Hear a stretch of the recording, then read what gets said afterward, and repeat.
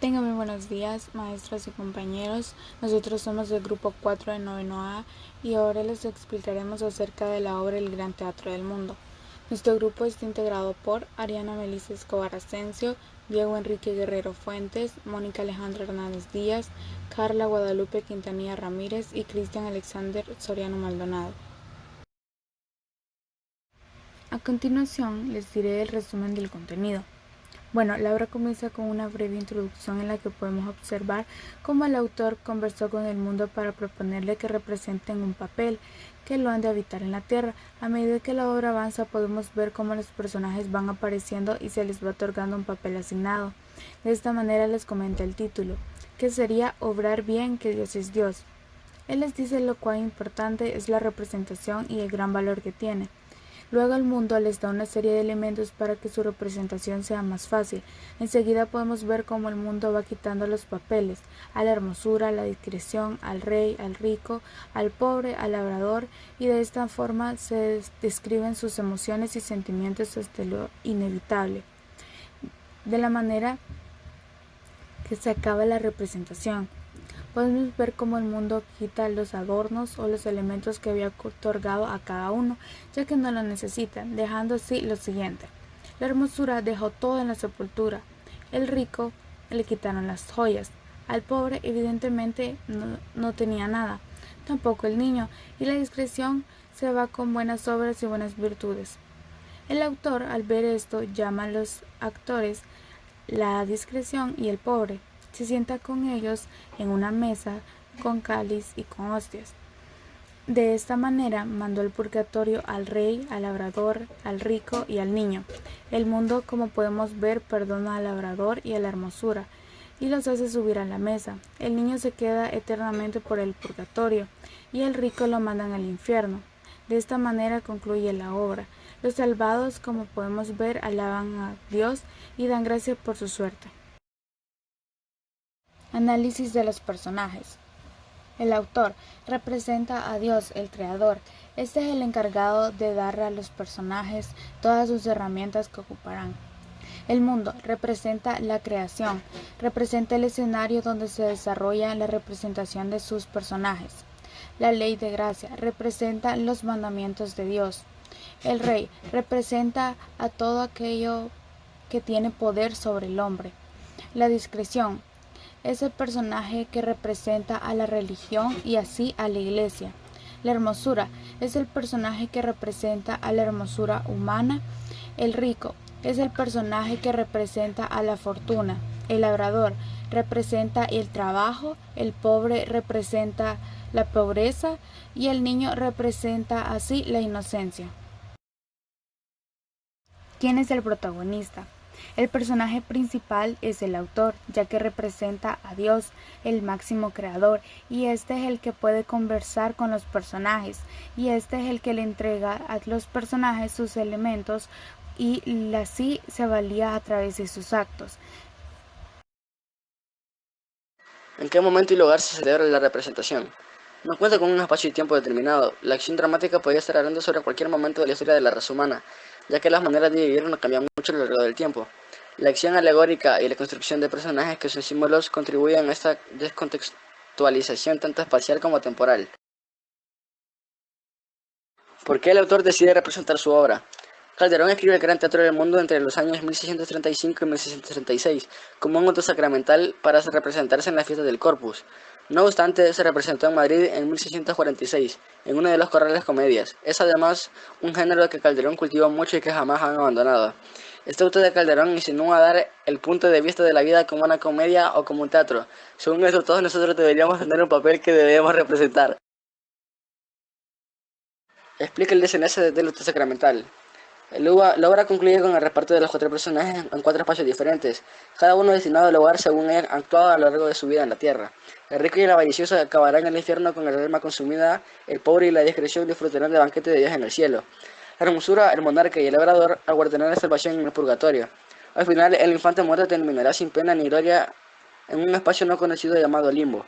La obra termina con unas adoraciones al Santísimo Sacramento. La funcionalidad táctica de la obra pretende servir como regla de conducta para la vida.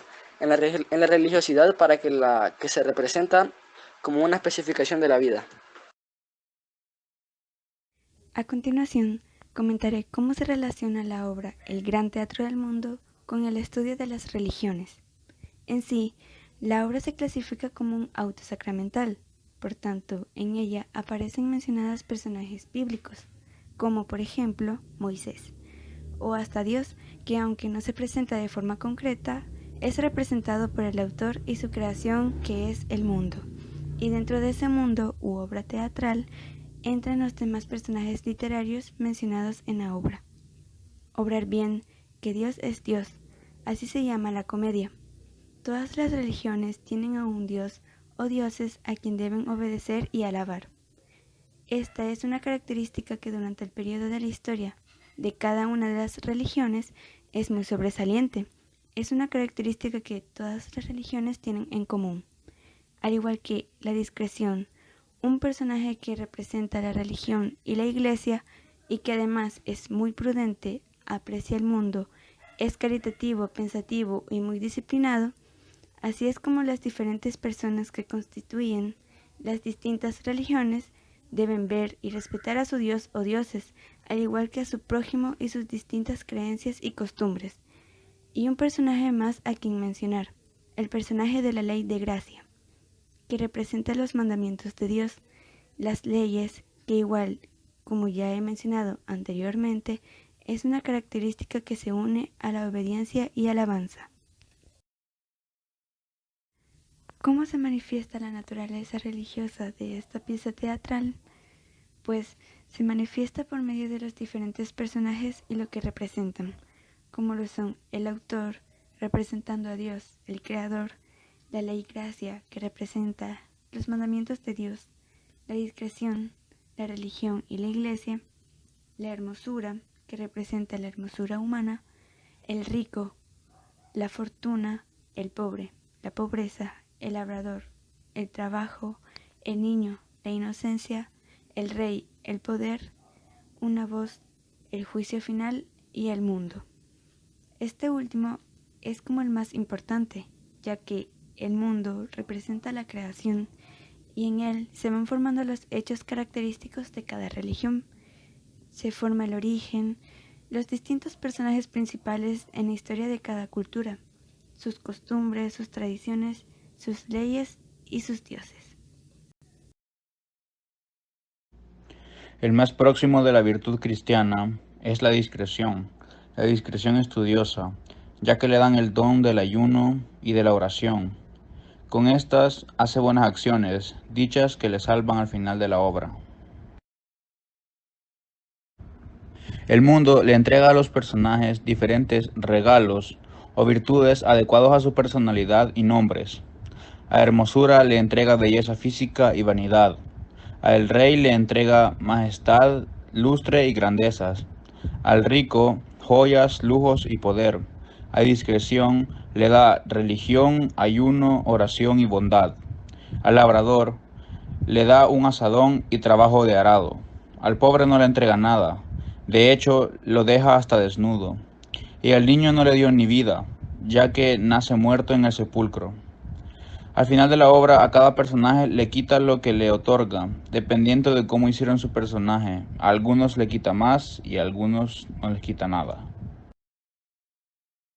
Calderón de la Barca. Pedro Calderón de la Barca nace en Madrid en 1600 y muere en la misma ciudad en 1681. Alcanza a ver en su vida 3 reinados, el Felipe III, el Felipe IV y el Carlos II, aunque es posible que escribiera alguna obra en los últimos años de Felipe III, su madurez teatral coincide en el reino de Felipe IV, con piezas teatrales memorables como El alcalde de Zamela, La vida es un sueño, El médico de Suborna y entre otros.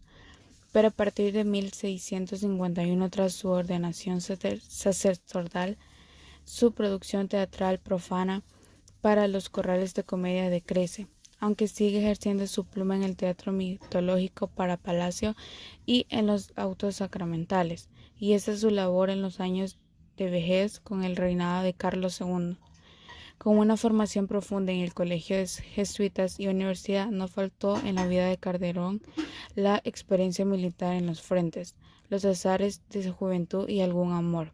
Pero es importante en su vida la condición de dramaturgo, de Palacio en los autos del Corpus, y la imagen que nos ha llegado de la persona reflexiva de sólida formación y pensamiento, frente a un Lope Vital que tanta literatura hizo con su vida. Calderón deja en sombra los secretos de intimidad, pero nos ofrece una obra profunda del filósofo y del teólogo y la gran capacidad teatral de quien fue, incluso burlándose de algunas de sus fórmulas dramáticas.